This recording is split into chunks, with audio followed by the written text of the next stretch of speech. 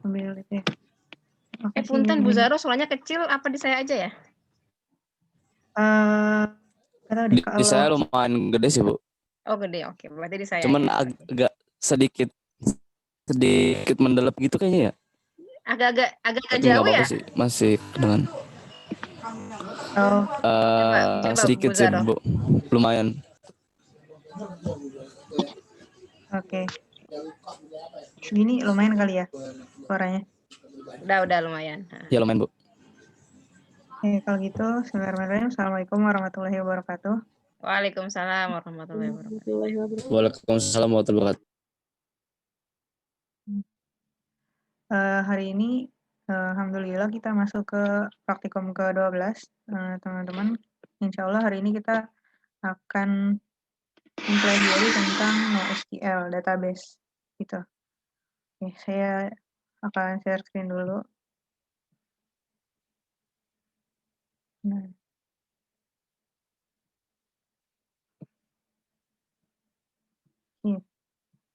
Sini PowerPoint saya udah kelihatan, teman-teman. Sudah, Ibu. Oke. Sudah, Bu, sudah. Ya, bismillahirrahmanirrahim. Tentang NoSQL database ya. Hari ini kita coba pelajari tentang NoSQL. Sebenarnya apa itu NoSQL gitu.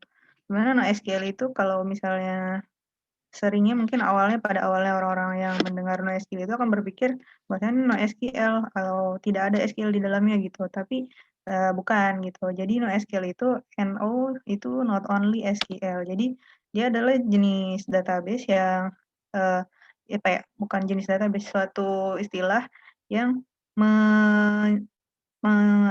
mempersepsikan database-database yang bentuk-bentuk database yang lain gitu yang ada di zaman sekarang ini selain model relasional gitu, selain model yang SQL gitu, not only SQL database gitu. Oke. Kemudian ini ya definisinya adalah database non-relasional yang tujuannya menangani penyimpanan data yang terstruktur dan tidak terstruktur dengan skema yang fleksibel. Jadi karena dia ada di antara data terstruktur dan tidak terstruktur, kalau data terstruktur itu maksudnya non-relasional, yaitu yang SQL, maka dia disebutnya adalah database semi terstruktur gitu. Jadi istilahnya disebut database semi terstruktur. Setidaknya ya kurang lebih ada 4 konsep dasarnya. Yang pertama itu non-relasional dalam NoSQL ini yang udah ada itu sekarang ada hierarki kayak gitu, terus graph dan yang berbasis objek. Kemudian MapReduce itu adalah model pemrograman dan implementasi terkait memproses dan menghasilkan set data besar dengan paralel algoritma interdistribusi dalam subparalel. Maksudnya, jadi MapReduce itu kayak action gitu. Jadi di map, dipetain gitu kan, data-datanya, apanya segala macam, dan di reduce, artinya dikurangi gitu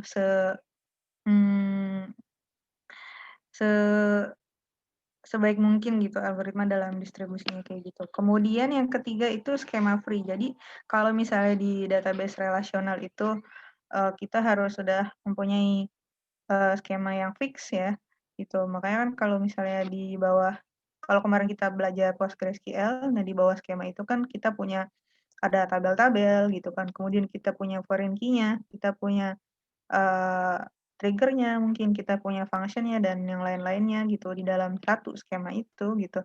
Kalau di NoSQL itu skemanya lebih fleksibel aja sih gitu. Jadi nggak mesti harus fix dari awal banget kayak gitu. Terus horizontal scaling ini nanti ada di sharing juga ya. Jadi kalau misalkan kita bekerja dengan database untuk mengakomodir database-database yang banyak dan besar itu, kita bisa melakukan setidaknya 2 cara, yaitu vertical scaling sama horizontal scaling. Maksudnya apa? Kalau vertical scaling kan, kalau vertikal tuh atas sama bawah gitu kan semacam garis lurus dari atas ke bawah itu. Jadi hubungannya ketika kita semakin besar gitu ya database yang kita akomodir gitu dalam sebuah aplikasi, maka yang diperbesar itu kayak misalnya servernya kayak gitu. Misalnya teman-teman punya sebuah layanan gitu, aplikasi gitu. Kemudian semakin banyak nih penggunanya. Terus kalian mempunyai satu atau 2 server gitu. Nah, yang diperbesar itunya gitu. Jadi yang diperbesar servernya itu. Sedangkan kalau horizontal scaling ketika misalnya semakin banyak layanan gitu, semakin banyak, database yang koordinir gitu, yang diakomodir, maka yang di yang diperbesar itu adalah, jadi di secara apa ya, oh kita bisa pakai server yang ini gitu. Jadi nggak dibagi gitu, nggak harus diperbesar di server sendiri kayak gitu. Dan sekarang udah banyak juga sih ya kalau misalkan kita nanti bicara cloud dan yang lainnya. Terus yang selanjutnya, ini teknik dan penanganan data maksudnya adalah tipe-tipe dari NoSQL-nya sendiri gitu. Jadi kan kalau misalnya relasional nih dia satu macam database sendiri gitu kan ya. Eee, dan kalau NoSQL ada macam-macamnya gitu juga. Nah, macam database-nya ada beberapa. Nah, di antaranya key value. Key value itu ya simple sebenarnya. Jadi ini untuk mungkin mendukung pencarian cepat juga ya. Kalau misalnya ada key-nya, karena key-nya apa, terus diberi value-nya apa. Kalau kita di pemrograman suka biasa memberikan variabel, ya itu mirip-mirip seperti itulah. Itu kan ada variabel-variabel yang sederhana atau yang primitif atau juga variabel-variabel yang ini ya, apa sih namanya, yang semacam list seperti itu, gitu. Value, jadi ada key-nya dan ada value-nya. Jadi ketika dicari key-nya akan didapatkan value-nya. Ada tipe yang seperti itu. Terus column oriented. Jadi column oriented ini mungkin agak mirip ya dengan SQL tapi beda gitu karena ini lebih ke column family. Jadi kayak misalnya kalau misalnya di eee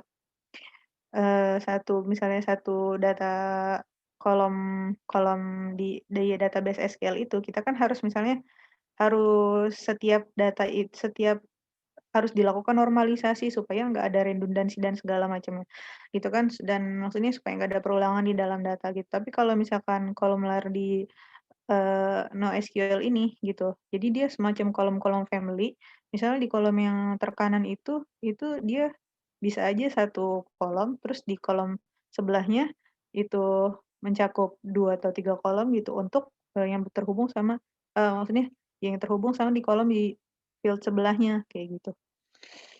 Terus dokumen oriented gitu. Jadi mengelolanya itu nggak berdasarkan, kolom-kolom tapi nggak berdasarkan baris-baris gitu, tapi berdasarkan dokumen gitu. Jadi satu database, satu dokumen kayak gitu, satu database maksudnya satu record itu kayak satu dokumen, semacam itu. Kemudian object oriented, terus juga ada graph oriented, ini kan mungkin yang lebih kompleks-kompleks gitu. Kalau graph itu simpelnya kita ya social network mungkin ya gitu. Ada node itu semacam titiknya gitu dan antar titik itu kan berarti antar node-node itu kan ada garis yang hubungin. Nah, garis yang hubunginnya itu disebut edge gitu. Terus juga ada tipe search engine gitu, database-nya ini mendukung untuk kayak pencarian-pencarian cepat kayak gitu.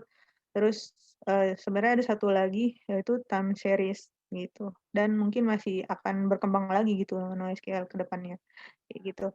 Terus juga, nah ini di antara produk-produknya, columnar itu ada kayak DataStax, Apache Cassandra, HBase, Apache Common Law, Hypertable, Apache Kudu, terus juga untuk yang key value ada Redis yang paling populer ya, terus Voldemort, Aerospike, Oracle SQL, terus Amazon, terus juga di graph-nya itu yang populernya ada Neo4j, ada Ontotext, terus MarkLogic, OrientDB, Data. Kalau di dokumen ada yang populernya ada MongoDB, MarkLogic, CouchDB, Foundation, IBM Cloudan, sama Couchbase. Terus di search engine-nya ada Apache Solr dan Elasticsearch, ada MarkLogic juga, sama ada yang hybrid juga kayak gitu.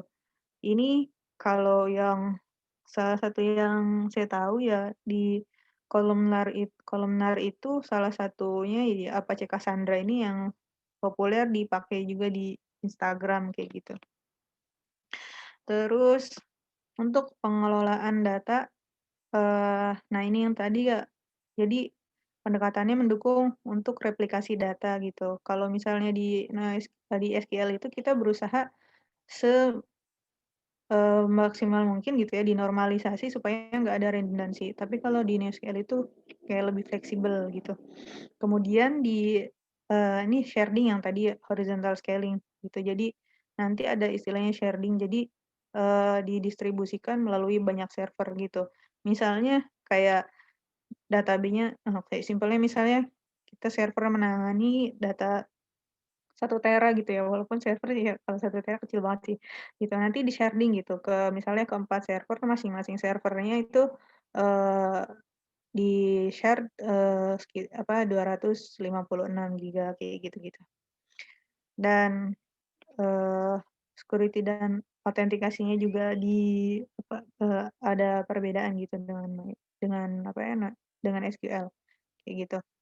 Terus, eee, kenapa kita perlu mempelajari NoSQL ya? Kalau, eee, kita lihat sekarang maksudnya perkembangan database kan nggak hanya SQL aja gitu dan maksudnya kebutuhan database juga berkembang. Jadi kita, eee, gimana caranya ketika kita misalnya akan membuat satu layanan gitu ya, atau kita bergabung gitu dengan tim atau mengerjakan proyek nantinya misalnya gitu, kita bisa menentukan ya database yang tepat yang kita gunakan gitu. Apakah maksudnya dengan kita mempelajari NoSQL itu, eee gimana kita udah belajarnya justru SQL gitu kan. Ya nggak apa-apa, itu justru dasarnya gitu, dari itu kita tahu dan maksudnya nggak semua data juga cocok gitu dengan NoSQL gitu. Ada kayak data-data transaksional semacam bank gitu, semacam sistem informasi manajemen yang memang lebih tepat dengan, pendekatan, relasional gitu, pendekatan SQL, kayak gitu. Nah, hari ini kita akan mencoba praktikum dengan Eee, MongoDB ya. Nah, MongoDB itu dokumen base NoSQL.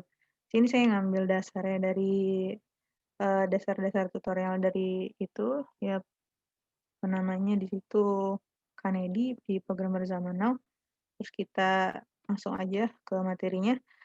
Terus kalau misalnya bicara dokumen, dokumen apa yang digunakan kan gitu kan. Eee, jadi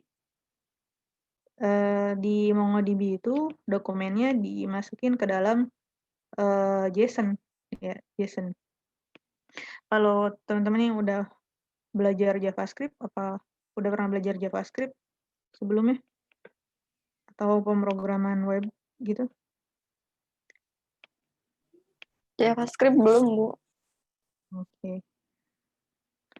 Nah, di sini ada JSON ya. JSON itu singkatan dari JavaScript Object Notation. Singkatnya tuh yang di dalam, kurung kerawal itu aja, kayak gitu. Ya, simpelnya kayak gitu. Gitu. Kenapa dia menggunakan dokumen atau JSON gitu ya? Karena ini cara paling alami dan produktif untuk bekerja dengan data. Kayak misalnya alami aja gitu. Kalau misalnya kayak di warung kan ada penjualan gitu, ya udah kita dicatat aja gitu ya, dibeli apa gitu kan, jumlahnya berapa, dicatat gitu kan, harganya berapa, terus totalnya berapa gitu. Ya sesederhana itu gitu dokumen. Kemudian di JSON ini juga mendukung array dan objek bersarang sebagai value. Misalnya kalau kita lihat di contoh ini ada ID, first name, last name, dan giliran address. Kalau di database di SQL atau di relational itu kita harus bikin tabel yang lain gitu kan. Ya untuk komposit atributnya ini ada street, city, state gitu. Tapi kalau di dokumen ini itu kita cukup bikin nested dokumennya di dalam field-nya aja gitu. Dan mengizinkan untuk skema fleksibel dan dinamis. Selanjutnya, untuk MongoDB itu sendiri dia free dan open source ya. Terus juga berbasis dokumen, kemudian mendukung hampir semua bahasa pemrograman sebagai klien atau kalau polyglot gitulah istilahnya ya. Kemudian tidak menggunakan SQL tapi JavaScript gitu sebagai bahasa utama untuk manipulasi dokumen gitu. Dan ini bentuk datanya semi terstruktur, jadi bukan yang terstruktur. Terus disimpan dalam JSON atau XML. Terus Dan dokumen oriented ini biasanya yang bertolak belakang dengan relational database secara konsepnya ya. Nah, ini istilah yang mungkin kita perlu ingat ketika mencoba mempraktekannya. Kalau misalnya di relational DB, database itu di dokumen DB-nya sama aja, database juga. Tapi kalau di relational disebut kolom, di MongoDB dibilangnya collection. Jadi kalau saya nanti misalnya kita mau buat database yang mengelola atau ada collection, misalnya database di universitas gitu, yang mengelola misalnya collection mahasiswa gitu kan, collection karyawan, collection apalagi kayak gitu, fasilitas misalnya, collection mata kuliah dan lain sebagainya, kayak gitu. Kemudian kalau di relational disebut kolom, di dokumen disebutnya field gitu. Kayak yang di contoh yang sebelumnya ini, field-nya first name, last name gitu kan. Jadi yang key-nya lah gitu. Itu disebut field atau kalau di relational itu kolom. Kemudian untuk datanya sendiri kalau di relational disebut record atau row gitu. Jadi satu baris data itu kayak satu objek gitu kan ya. Tapi kalau misalnya di relational di dokumen DB ya objeknya itu adalah dokumen itu kayak gitu. Dan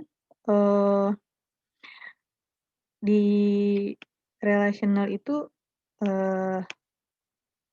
apa ya, untuk mengambil misalnya data irisan kayak apa segala macam itu kita harus pakai join table kayak gitu.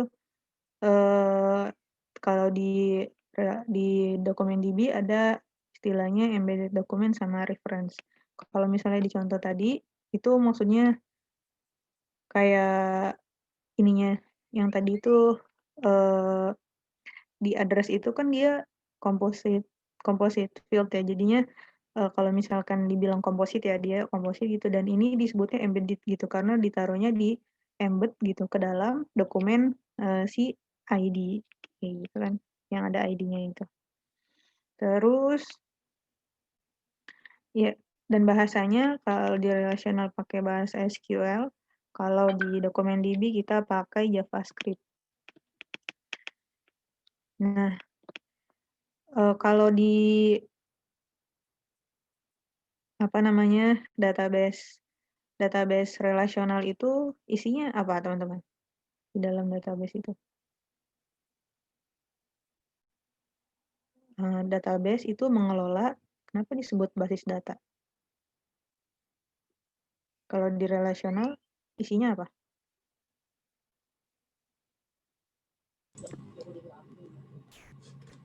Admin tuh di atas tulangnya dong, admin tuh jangan kayak gitu, masa Apa ya di sini ada Azdan ada?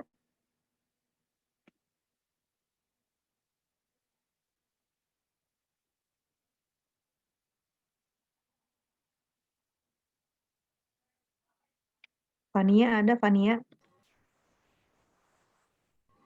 Oke. Saya, Bu. Iya. Kalau di database relasional, kalau kita bilang database berarti di dalam database itu ada apa aja Fania? Ada berbagai data, Bu. Oke. Ya, datanya itu di-record di dalam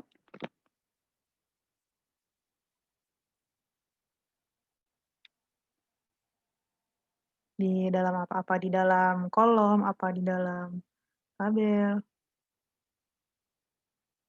Di dalam tabel. Nah, iya. Jadi kalau misalnya di relational itu kita yang disebut database itu kenapa relasional ya? Karena kenapa tabel itu disebut relasi gitu kan? Karena di antara kolom itu kan ada relasi kan, gitu kan. Jadi database, kenapa disebut database? Kalau cuma satu tabel ya sebut aja tabel gitu kan. Tapi karena tabelnya banyak dan saling berhubungan, nah itu disebut database gitu. Nah, kalau di SQL kayak gitu, di relational seperti itu. Kalau di NoSQL gimana gitu? Kalau di NoSQL ya isinya adalah collection gitu. Jadi antar collection itu, nah, kayak dia database itu mengelola collection-collection itu gitu nantinya. Kemudian database bisa digunakan secara logical per aplikasi. Jadi kalau satu aplikasi biasanya tuh punya satu database gitu. Meskipun mungkin ada ya, tapi sangat jarang gitu kalau satu database digunakan untuk ke beberapa aplikasi. Nah, kita masuk ke ininya ya, previewnya. Untuk di MongoDB itu, kalau untuk membuat database, kita tidak perlu create database, terus create database, terus nama database apa gitu, enggak. Kita langsung aja use database gitu. Namanya apa? Itu nama database-nya. Kalau misalkan nama database-nya misalnya mahasiswa, berarti use mahasiswa. Gitu. Jadi, dan ketika di use itu, data kita udah masuk gitu ke dalamnya. Jadi, memilih dan membuat itu di satu sintaks gitu.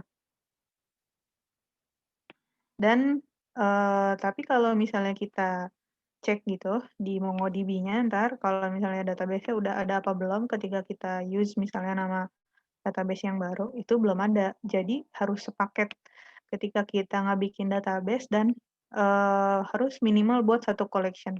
Kalau udah buat satu collection itu baru terhitung gitu ada di database MongoDB-nya gitu. Terus ini metode-metodenya ya. Drop database untuk ngapus, terus get name untuk ngambil database, terus host info untuk informasi hostnya. Kalau kita runningkan di laptop atau di PC itu localhost kan. Terus DB version versinya gitu. Dan DB stat itu statistik penggunaan yang terjadi di dalam database itu. Kita bisa lihatnya. Selengkapnya bisa dilihat di link tersebut ya di mongodb.com-nya di manual reference-nya. Ini sebelumnya tentang collection dulu. Collection itu tempat menyimpan dokumen gitu. Jadi kalau misalnya tadi kita bilang satu dokumen itu satu record gitu. Nah, record-record itu atau dokumen-dokumen itu disimpan di dalam collection. Tapi nanti kita nggak bahasanya bukan record gitu. Kalau misalnya di NoSQL ini di MongoDB kita sebutnya dokumen gitu dan collection. Kalau untuk terakhir informasinya itu maksimum per dokumennya adalah 16 MB. Kemudian nested dokumennya bisa disimpan sampai 100 nested gitu. Jadi kalau misalkan tadi ada di dalam kayak ID yang tadi, terus ada nested dokumennya itu ada address kan ya. Nah, itu ke dalamnya lagi bikin nestednya lagi, ya itu bisa sampai 100 kali kayak gitu di MongoDB. Nah, ini metode-metode collection. Jadi bisa kayak get collection name gitu. Jadi kita sedang aktif di collection yang mana, kita bisa lihat. Terus DB create collection name untuk membuat collection baru. Terus DB get collection mendapatkan objek collection-nya. Terus untuk ngelihat isi daripada dokumen-dokumen yang ada dalam collection itu kita bisa pakai db.nama collection-nya apa, terus .find. Terus untuk ada berapa sih jumlah dokumen di dalam collection itu, kita bisa pakai count dan drop untuk menghapus collection-nya, total size untuk mengetahui ukuran dari ukuran dari collection-nya. Terus db collection.stat itu untuk maksud saya db.nama collection.stats itu untuk mengambil informasi statistik dari collection tersebut gitu. Nah, untuk modelnya apakah dari relational langsung bisa dipindahkan begitu aja gitu ke model dokumen ini gitu. Ya, enggak begitu juga gitu, tapi kita harus memikirkan ke penggunaan aplikasinya nanti dalam melakukan query dan update-nya gitu. Jadi modelnya yang tepat yang dibutuhkan seperti apa kayak gitu. Kemudian skemanya yang fleksibel ya. Ini untuk di MongoDB. Di MongoDB kita bisa memasukkan data ke collection secara langsung tanpa mendefinisikan skema collection-nya. Jadi sebenarnya kalau misalnya di relational itu, misalnya kita mau manggil database kan select, terus kita harusnya kan dirujuk dulu kan, kalau bukan public skemanya apa, baru nama database-nya gitu kan, nama database gitu. Tapi kalau di MongoDB kita tidak perlu mendefinisikan skema collection-nya gitu. Untuk skema connection sendiri, itu tiap dokumen bisa berbeda. Jadi, beda-beda gitu di tiap dokumen, kemungkinan bedanya bisa banget gitu. Kemudian, tidak seperti di tabel relasional yang harus sama tiap record-nya, cuman memang yang lebih baik adalah kalau misalnya ya jenis datanya kita sudah tahu ya, dan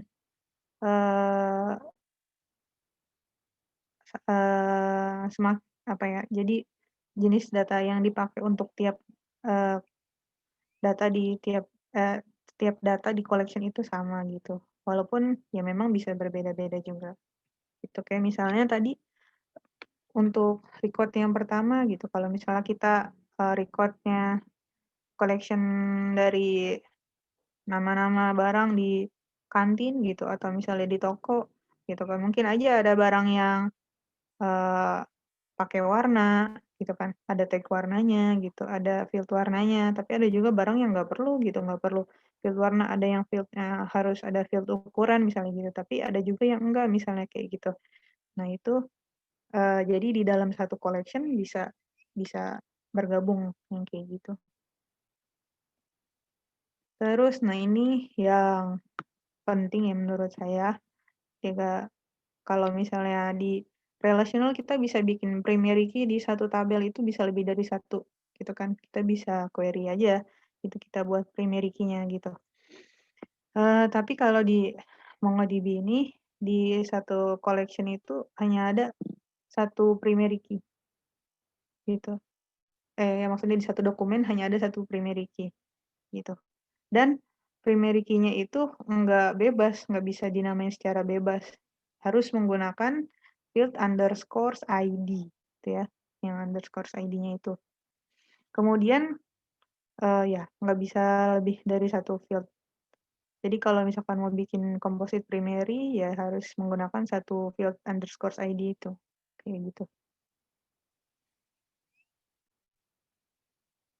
Oke, ini tadi yang tentang yang embedded. Jadi ada dua cara ya, mungkin yang kira-kira menggantikan join bukan menggantikan juga sih, jadi yang mirip perilakunya seperti join di SQL ya, atau di relational itu ada yang embedded sama reference. Kalau embedded itu ya kayak gini, jadi dia langsung di dalam dokumennya ini kan, dokumen terluarnya, terus langsung di-embed gitu ketika ada kontak, masukin phone, email gitu, dengan seperti ini gitu. Tapi kalau misalnya reference, ini ada user dokumennya gitu kan. Terus ini ID dan username-nya. Ketika bikin kontak itu di mana, di luarnya ya, di luar dari dokumen yang user ini gitu. Jadi ada dokumen yang berbeda, dokumen kontak sama dokumen akses gitu. Itu harus dirujuk nih ininya, user ID-nya gitu. User ID-nya ngerujuk ke objek ID yang ini gitu. Kalau misalnya reference, mungkin mirip kayak foreign key gitu kali ya, reference. Kalau misalnya embedded itu kan di dalam dokumennya langsung, tapi kalau reference dia di dokumen yang beda kayak gitu. Nih. Nah, kapan kita menggunakan embedded dan reference gitu? Kita bisa pakai embedded kalau antar dokumen saling ketergantungan gitu. Jadi nggak bisa nih kalau misalnya kita manggil dokumen ini, si embed-nya nggak ikut gitu, atau si embed ini nggak bisa nih dipanggil, datanya nggak perlu dia ditampilkan datanya kalau si data utamanya dipanggil gitu. Nah, kita pakai embedded. Terus tidak bisa langsung melakukan perubahan ke embedded dokumen gitu. Jadi harus dari dokumen atasnya dulu gitu kan. Harus manggil dokumen luarnya, yang terluarnya dulu. Terus embedded dokumen itu selalu dibutuhkan ketika mengambil data dokumen gitu. Jadi karena ngambil dokumen embedded-nya, jadi harus ngambil dari data dokumennya luarnya dulu gitu. Sedangkan kalau reference itu bisa kita gunakan jika antar dokumen berdiri sendiri atau tidak terlalu ada ketergantungan satu sama lain. Oh, kita bisalah menampilkan misalnya reference-nya aja gitu, nggak mesti dokumen utamanya. Atau misalnya kita menampilkan dokumen utamanya, reference-nya nggak mesti ikut, kayak gitu. Bisa juga. Terus bisa melakukan manipulasi data langsung terhadap reference dokumen gitu. Karena kan nggak perlu dipanggil dari dokumen luarnya kayak embedded. Terus juga reference dokumen itu tidak selalu dibutuhkan saat mengambil dokumen gitu. Jadi bisa aja kita menampilkan dokumennya tapi nggak perlu nampilin reference-nya. Oke. Terus tentang BJSON atau binary JSON. Binary JSON ini kayak tipe data sebenarnya ya. Tipe data di dalam JSON kayak gitu. Sama seperti JSON, di JSON kita menggunakan embedded object, array dan lain-lain. Tuh. Nah, ini tipe data di BJSON gitu. Sama ya hampir sama kalau misalkan database-nya. Jadi kalau misalnya di mana di JSON kan memang hanya ada numerik gitu. Kenapa kita pakai JSON? Untuk data yang kayak kita bisa untuk masukin string gitu kan. Terus array gitu, boolean, atau regex yang dan lain-lain kayak gitu. Nah, itu kita butuh BJSON di dalam JSON-nya kayak gitu. Ini kita bisa lihat ya tipe-tipe datanya, kurang lebih ada double, object, array. Ini bukan arat ya, maksudnya array. Terus binary data, boolean, dat, gitu. Dan yang lain sebagainya. Terus ini yang penting juga untuk di object ID. Object ID ini tipe data untuk kayak primary key gitu di MongoDB. Jadi nanti kalau misalnya kita nggak ngedefinisiin underscore ID-nya sendiri gitu. Nih object ID dia akan langsung generate dengan 12 byte random gitu yang konsisten dari 4 byte-nya itu timestamp, 5 byte-nya itu random value dan 3 byte-nya increment counter. Gitu. Dan object ID ini sebagai default underscore ID-nya ya. Kalau misalnya di dokumen itu kita tidak menyebutkan ID, underscore ID-nya secara eksplisit. Gitu. Dan object ID ini tuh dia sangat terikat gitu dengan dokumennya. Jadi misalnya kalau yang generate sendiri gitu, yang generate sendiri kita nggak itu kita nggak bisa modify. Jadi kalau misalnya kita udah nge-generate data dengan object ID, kita harus ngerubah data itu jadi ya harus di copy dulu gitu recordnya. Jadi maksudnya nggak bisa jadi karena dia tuh unik dan nggak bisa berulang lagi gitu. Jadi kalau mau data dengan object ID yang berbeda ya harus bikin lagi gitu. Object yang baru atau data yang baru atau dokumen yang baru gitu. Jadi satu dokumen itu satu object ID ya. Terus untuk date dan isodate itu di BJSON ini 64 integer tipenya. Ya kalau yang ininya nggak perlu diingat ya sih kalau menurut saya. Karena kalau misalnya mau melakukan program mungkin yang berhubungan dengan arkeologi baru ini mungkin diperlukan gitu ya. Terus juga kita masuk ke perintah-perintah di dalam MongoDB ya. Yang pertama untuk insert gitu. Ini perintah yang dasar aja. Kita belajar untuk perkenalan hari ini. Untuk insert gitu, kita bisa mengetikkan db dot nama koleksinya apa, dot save, terus di dalam kurung itu buat value-nya. Buat dokumennya. Dan dokumennya itu jangan lupa itu di dalam JSON berarti harus di dalam kurung awal. Gitu. Kemudian masukkan field-nya apa dan value apa yang mau disimpan. Kayak misalnya nama, field-nya berarti field nama gitu kan di sini. Terusnya misalnya gitu, value-nya Ali gitu.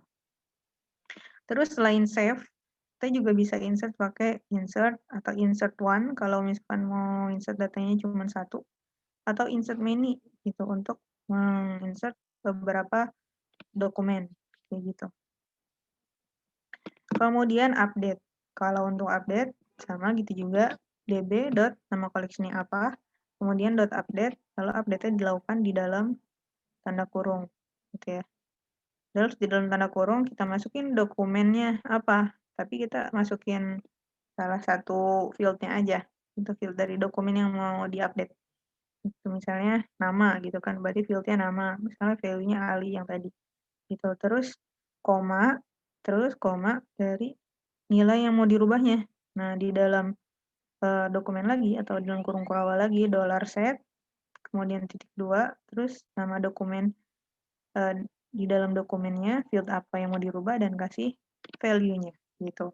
Terus terakhir ini ada value, ada false, true ya. Maksudnya adalah jadi yang dokumen yang pertama ini adalah yang false, maksudnya yang tidak diupdate karena ini buat rujukan yang mau diupdate yang mana gitu kan, kayak pointernya atau misalnya mungkin kita seperti clause aware kayak gitu fungsinya. Terus ini ya true, kenapa true? Karena ini yang di-update gitu. Dan nanti untuk tanda dolar ini banyak dipakai untuk operator-operator di dalam MongoDB gitu ya. Terus delete, kalau untuk delete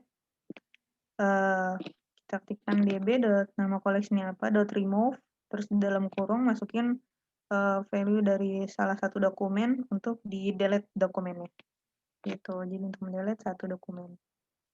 Kalau perintah select-nya itu find. Jadi db dot name dot nama koleksinya apa dot find gitu. Ini nanti tugas praktikumnya. Sekarang kita coba dulu ya. Coba untuk nih. Saya akan sharing dari yang MongoDB-nya. Nah, teman-teman udah pada install MongoDB Kompasnya? Kalau ada kendala?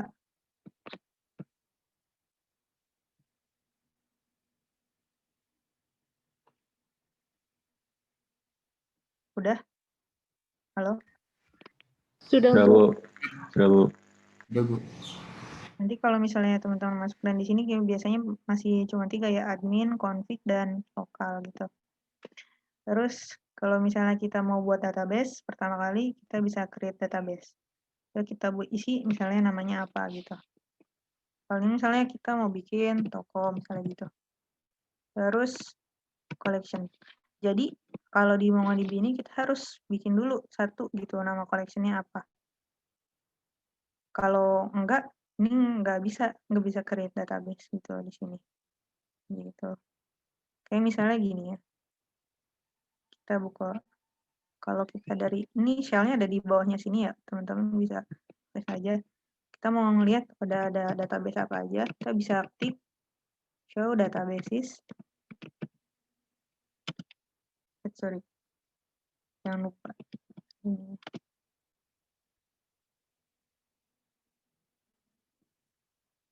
Oh, ternyata typo.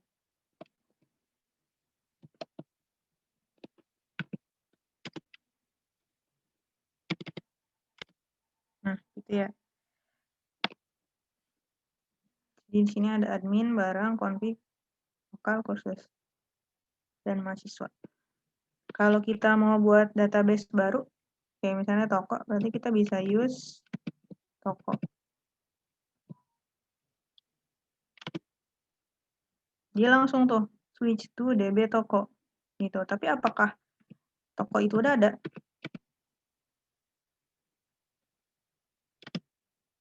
pokoknya belum ada. Kalau misalnya kita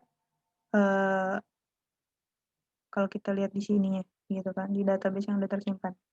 Kecuali kalau kita masuk lagi, use toko, kita buat itu, kemudian kita bikin collection-nya, db.create collection,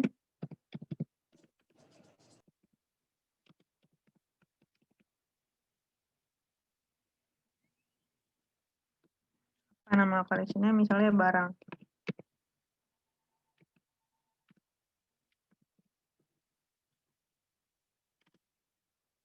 Nah, baru nanti kalau kita show database,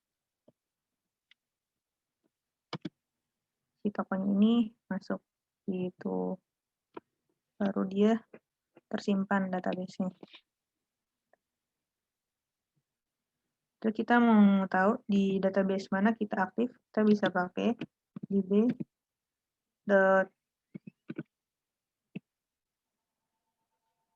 apa tadi?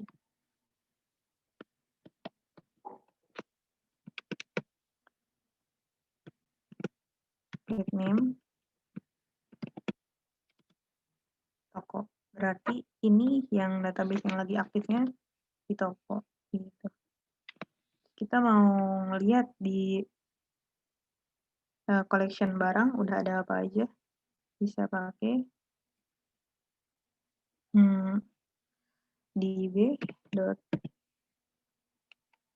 namanya apa tadi, barang ya, karena kita udah aktif jadi kita nggak perlu masukin nama database-nya lagi karena udah aktif di database itu, langsung .barang.find. Nah, kosong karena kita belum masukkan data apa-apa kayak gitu. Kalau misalnya saya ini coba masuk ke database yang udah dibuat, misalnya ke database mahasiswa, langsung aja pindahnya dengan cara use mahasiswa. Langsung ke switch ke database yang lain gitu. Terus kita mau lihat di mahasiswa ini ya udah punya tabel kuliah kayak gitu kan. Kita coba lihat db kuliah find. Di sini udah punya 3 dokumen. Nah, kalau misalnya kita mau nambahin dokumen secara langsung gitu, di sini kita bisa data, bisa 2 cara. Kalau kita punya file JSON atau file CSV, kita bisa import dan pilih salah satunya gitu.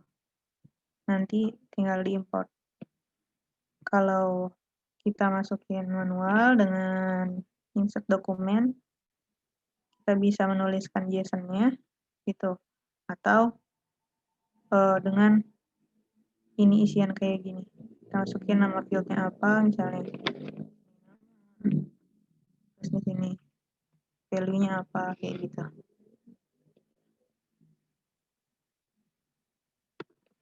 Misalnya di sini kita ingin menambahkan 1 mata kuliah lagi ya ceritanya gitu. Dengan insert. Terus kurung kurawal.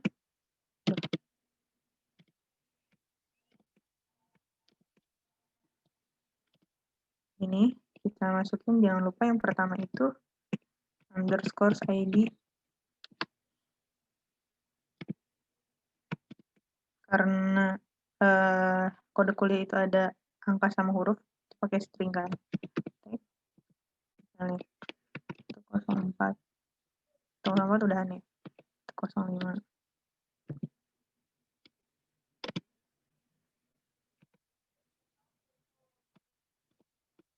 Terus nama.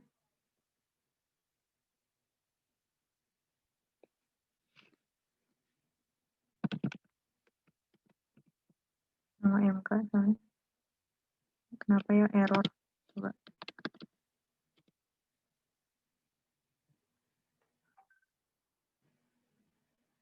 Ini sih bener tanda kutip. Oh iya, lupa salah itu.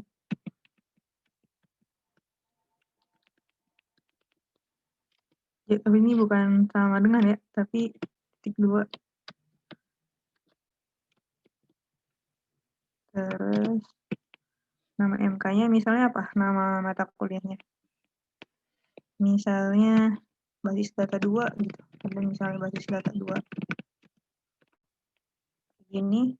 Terus udah kita insert gitu. Nah, jadi kita di sini udah punya berapa dokumen? Itu ada 4 dokumen kayak gitu. Kalau misalnya di relasional kita di dalam satu tabel itu nggak boleh ada kolom yang kosong gitu, misalnya yang beda gitu. Kalau di sini bisa kayak misalnya nih kan yang lain belum punya nih semester, tapi ini doang nih yang punya semester di yang ketiga ini. Yang etika bisnis dia punya semester, yang lain enggak. Kalau kita mau update, kita bisa, ini ada edit dokumen. Kalau misalnya kita mau tambah semester, kita bisa tanda tambah, terus ini masukin semester gitu misalnya.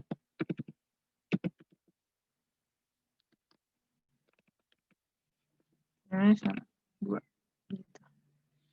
Terus ini kita pilih jangan string, tapi integer.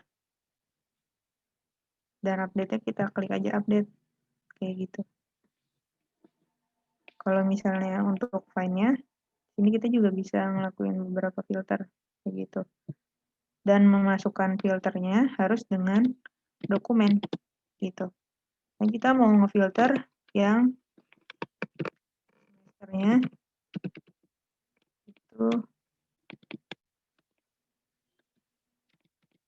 filternya 2, gitu. Kalau kita find, maka kita akan dapat 2 mata kuliah ini.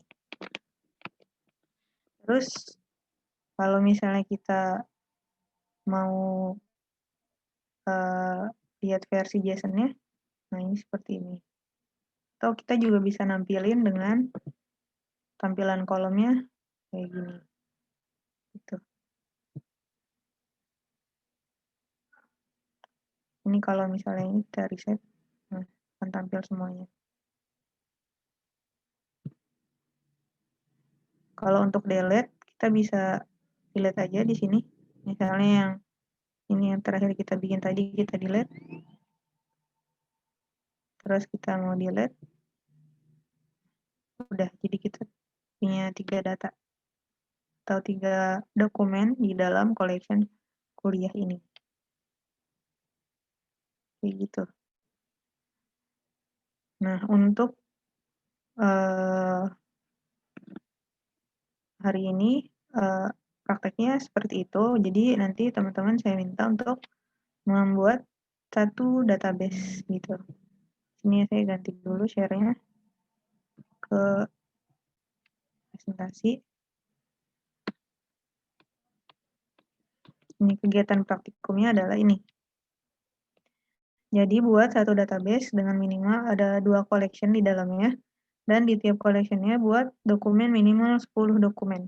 Gitu, dengan minimal 4 field, yang di antara field-nya itu ada composite field gitu, atau misalnya embedded ya, embedded dokumen gitu.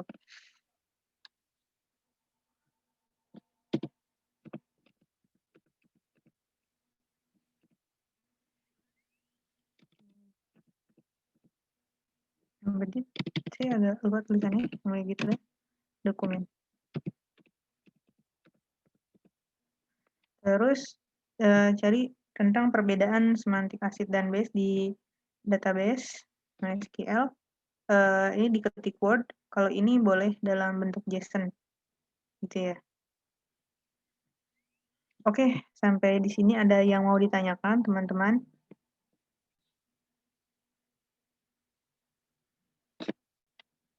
Mungkin kalau tidak ada, saya kembalikan ke Bu Meda ya. Silakan Ibu. Ya, Ya, terima kasih Bu Zahro. Saya share screen ya sebentar kok ya kuliahnya sebelum praktikum. Boleh ya saya share screen sekarang ya sama menjelaskan tugas ya.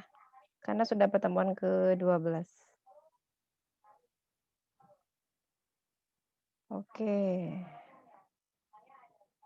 Sudah kelihatan, Dek? Slide saya? Sudah, Bu. Bu. Sudah ya. Oke. Dek, ini kenapa cuma 42 yang masuk kelas ya? Oke. Bismillahirrahmanirrahim. Saya lanjutkan ya. Assalamualaikum warahmatullahi wabarakatuh. Waalaikumsalam warahmatullahi wabarakatuh. Oke, alhamdulillah ya.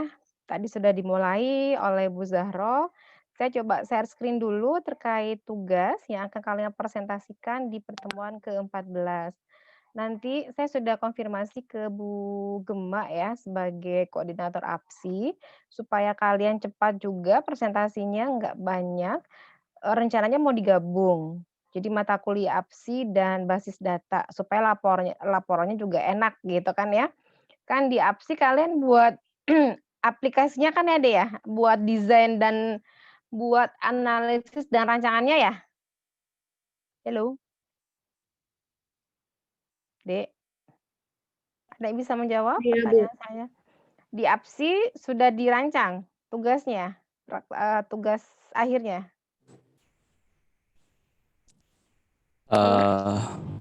Saya kebetulan waktu itu ngasih absen juga kan ya Bu ya. Mungkin Oh saya iya. bantu jawab kali. Terakhir itu kita udah ini sih bikin proposalnya. Cuman masih belum kayak kalau ke tahap desainnya kayaknya belum sih Bu, masih kayak terakhir itu masih activity diagram. Oh, oke. Oke. Berarti belum ke desain mock up gitu belum ya? Belum. Oh. Kemarin itu baru kayak kita ngasih tahu ini kita kalau di sana ada mockup ini, tapi belum kayak percobaannya gitu. Karena mockup kita bebasin ke anak-anaknya sih Bu, bebas mereka mau pakai apa. Oke, ini baru rencana ya, tapi nanti kalau susah waktunya ya berarti sendiri-sendiri. Dek, udah terlihat? Sudah, Bu. Word saya? Sudah? Oke. Sudah, Bu. Yuk, kalian perhatikan, ini karena kita online jadi laporannya nggak usah dicetak gitu ya, soft copy aja. Saya perbesar dulu ya. Nah, kalian tulis judul kasusnya, database-nya, misalnya di APSI membuat aplikasi apa?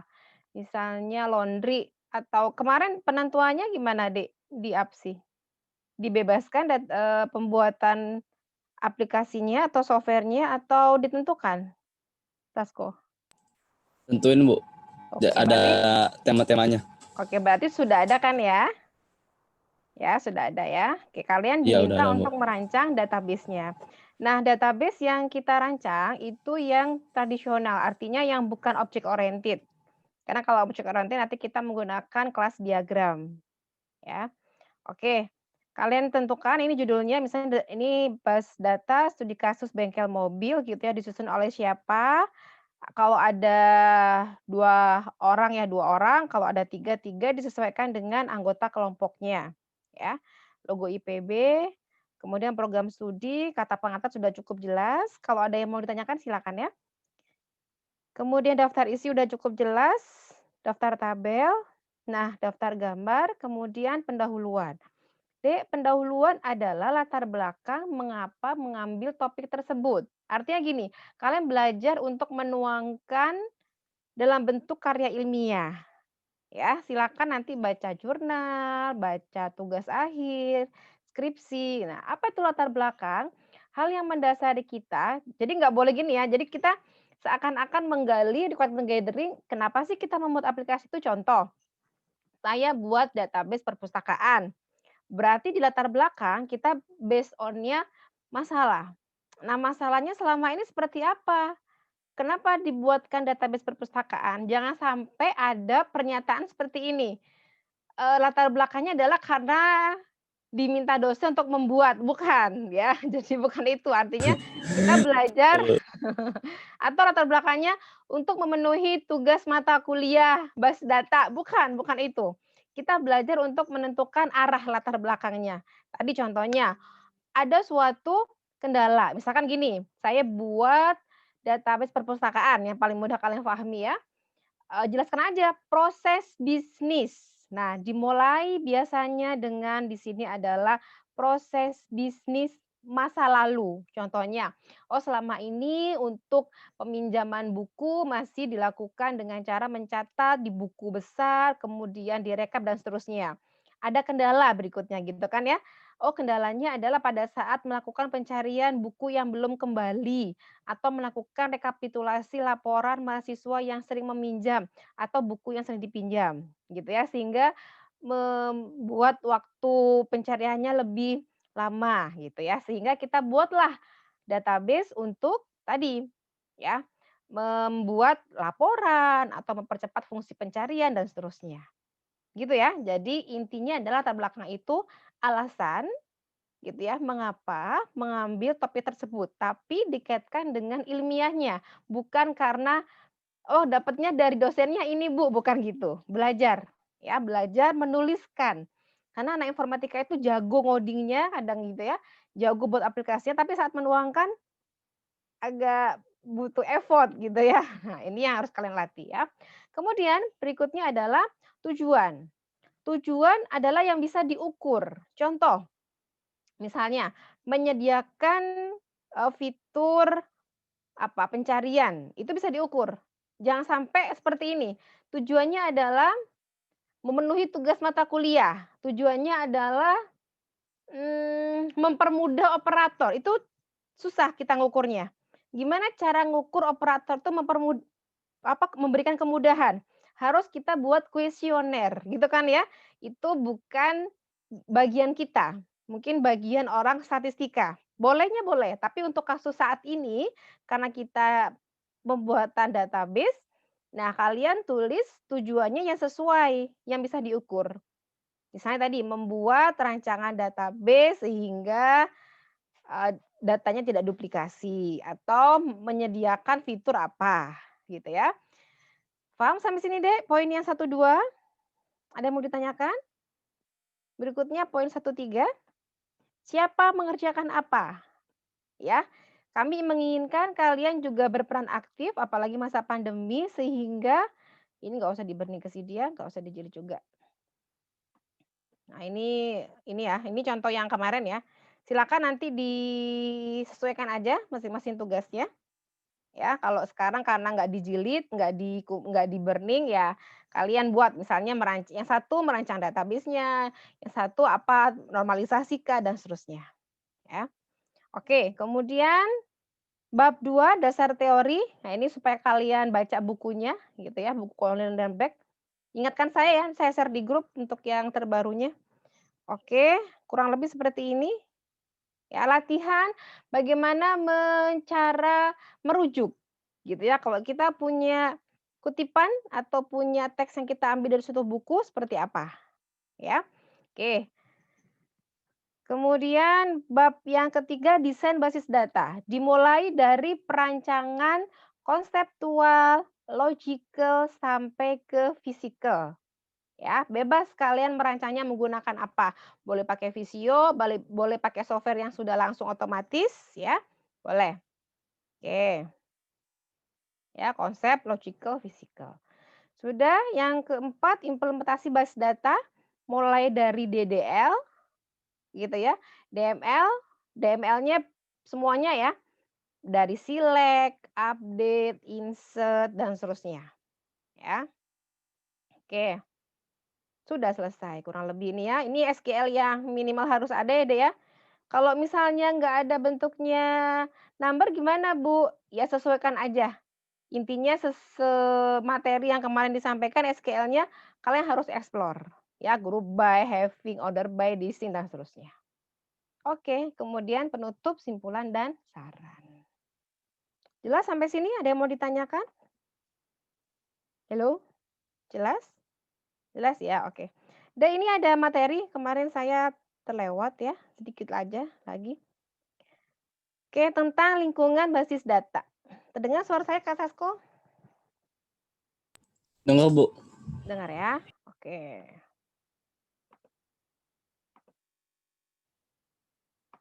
Oke ya. Jadi di sini ada namanya ANSI Spark ya. American National Standard Institute Standard Planners and Requirement Committee. Jadi ceritanya gini deh.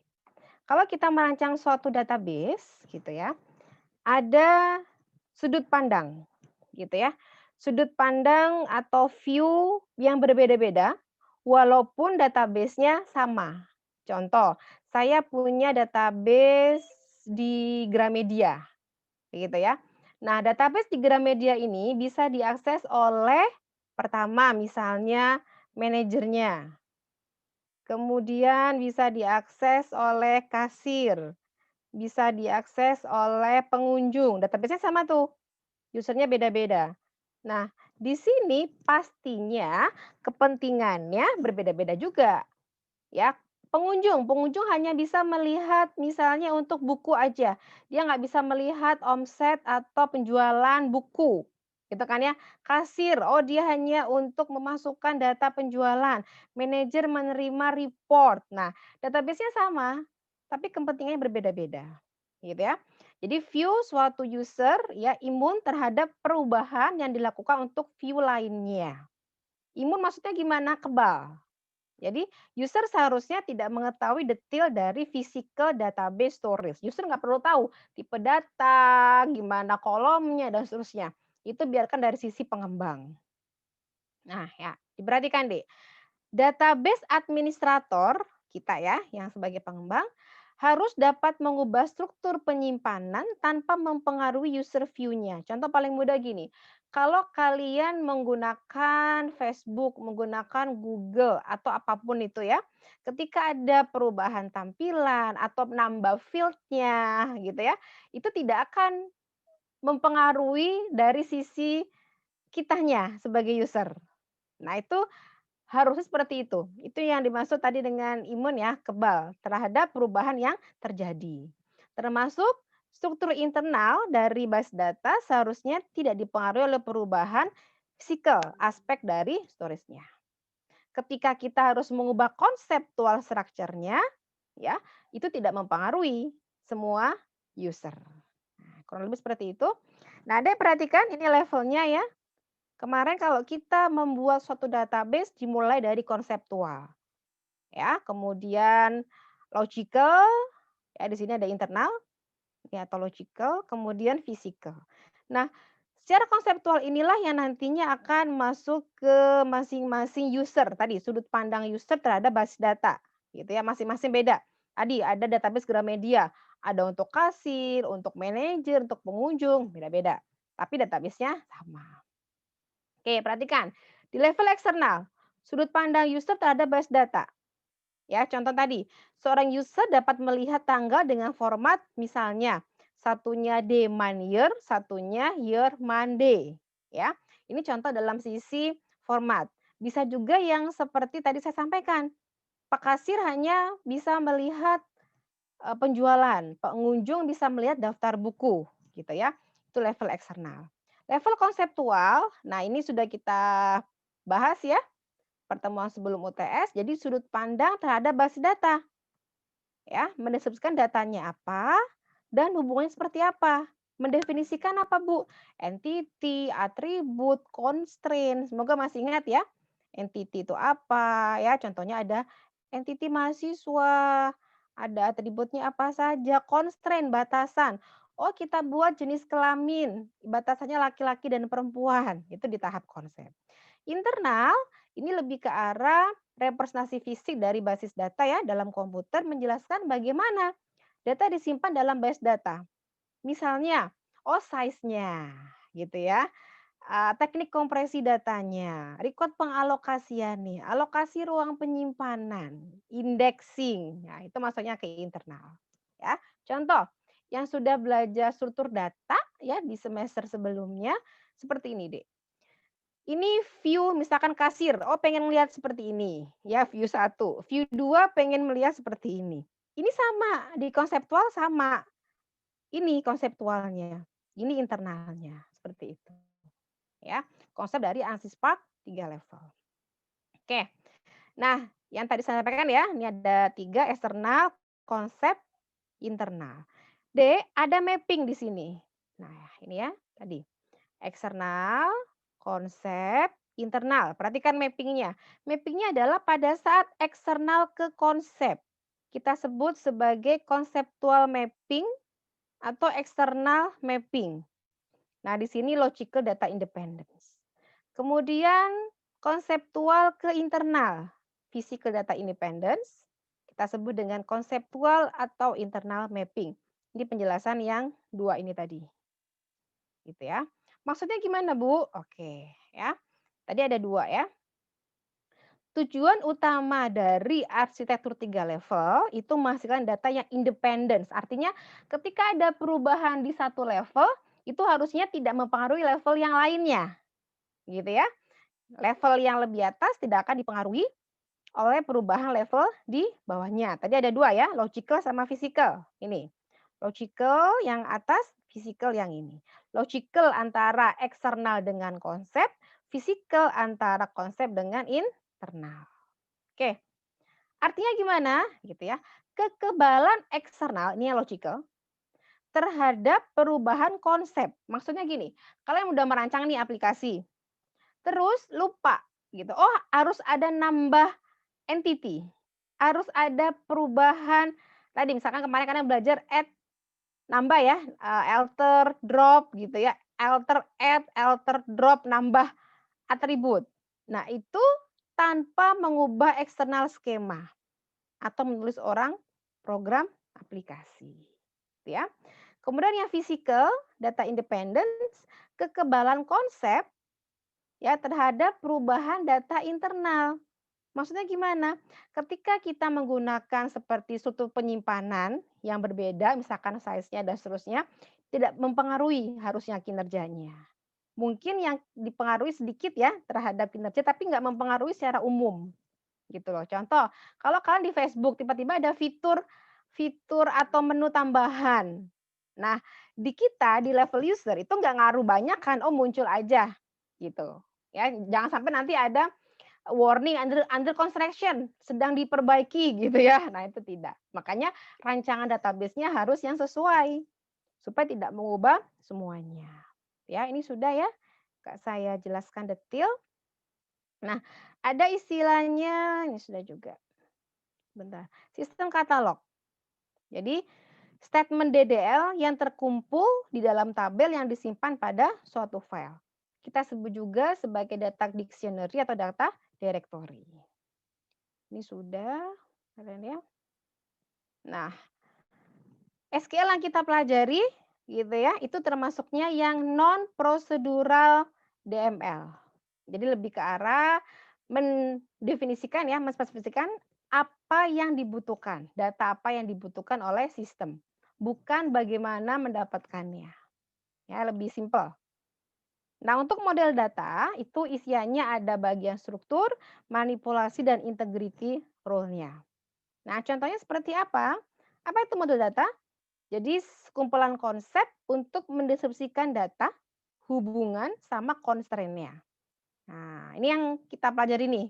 Data relasional seperti ini kemarin ya. Kemudian network. Nah, ini ya ada root-nya. Nah, ini tabel branch punya 2 staff. Nah, dihubungkan seperti ini. Yang B07 punya 1, yang B03 3. Kemudian hierarki, nah ini ada root-nya ya. Nah, sama seperti network, hanya saja dia punya root gitu. Ini fungsi-fungsi sudah kemarin ya. Nah, ini yang tadi saya sebutkan sistem katalog. Jadi metadata ya yang menggambarkan data dalam suatu database. Apa yang disimpan biasanya? Ini.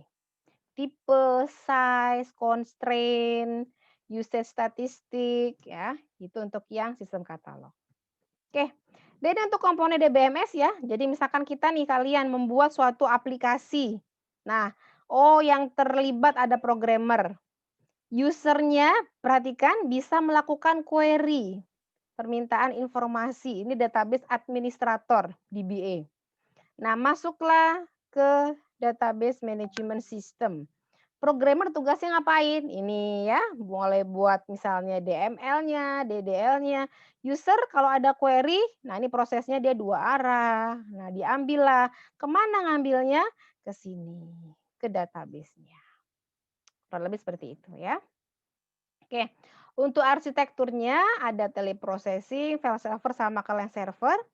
Ini kalau kalian belajar jaringan ya, kemarin di semester 2 ya, harusnya sudah disampaikan ya.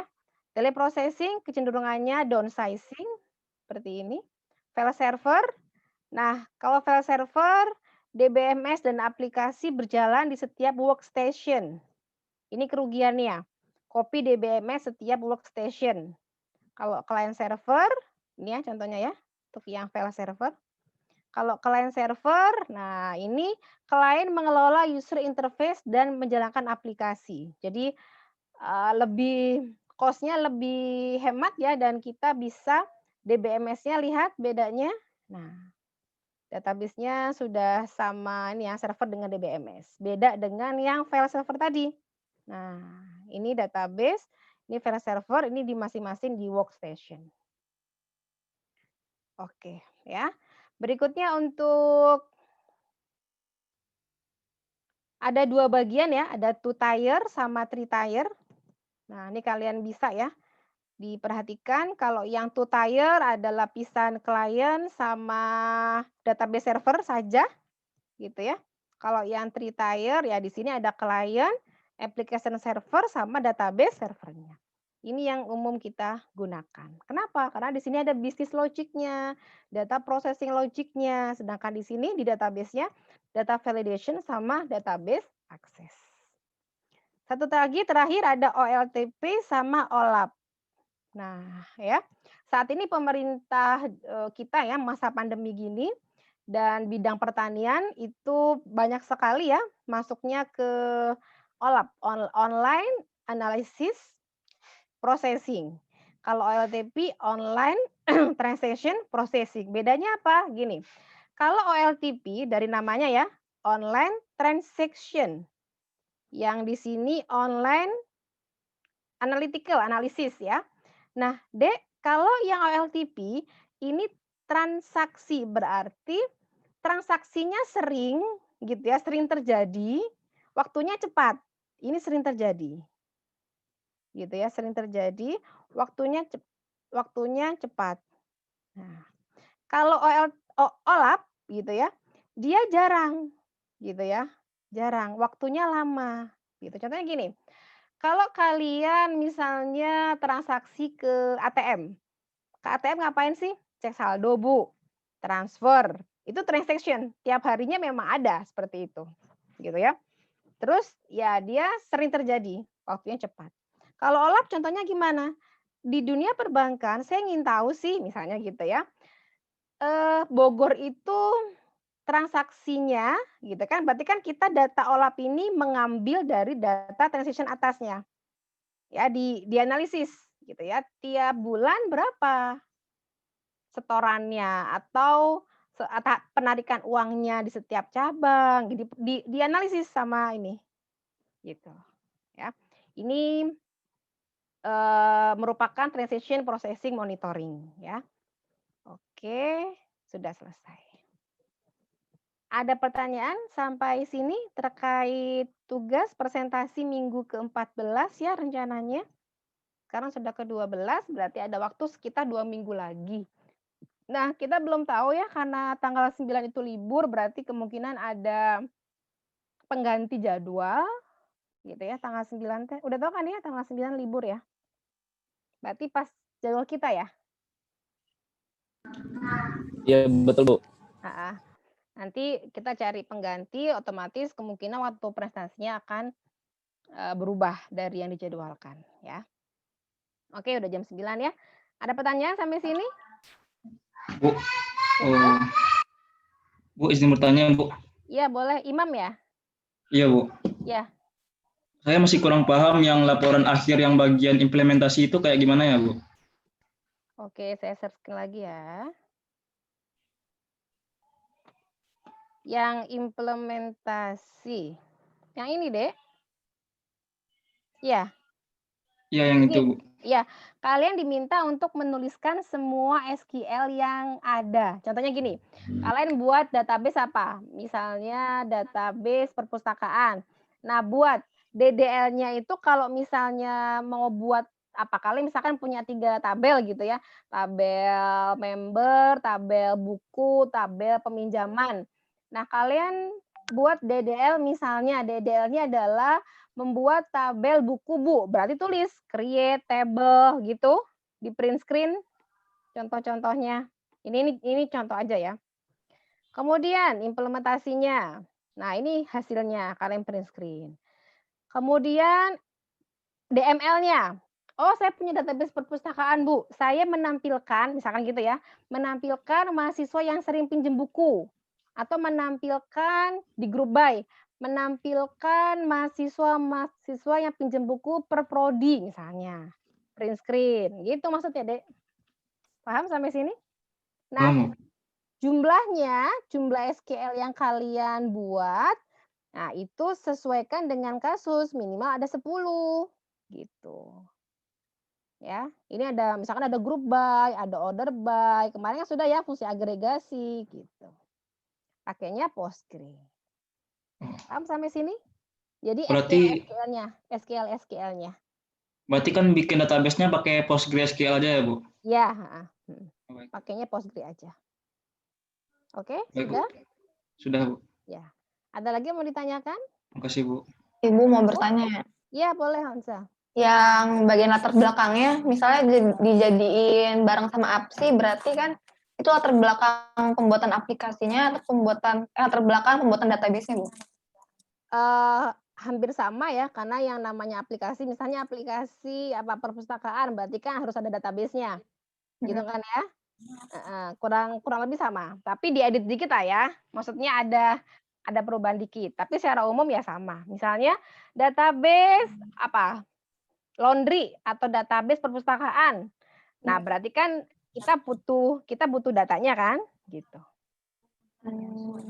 Oke, Ya, terima kasih, kurang Bu. lebih sama, ya. Ada lagi silakan? Cukup? Cukup ya? Oke. Oke, kalau cukup saya akhiri.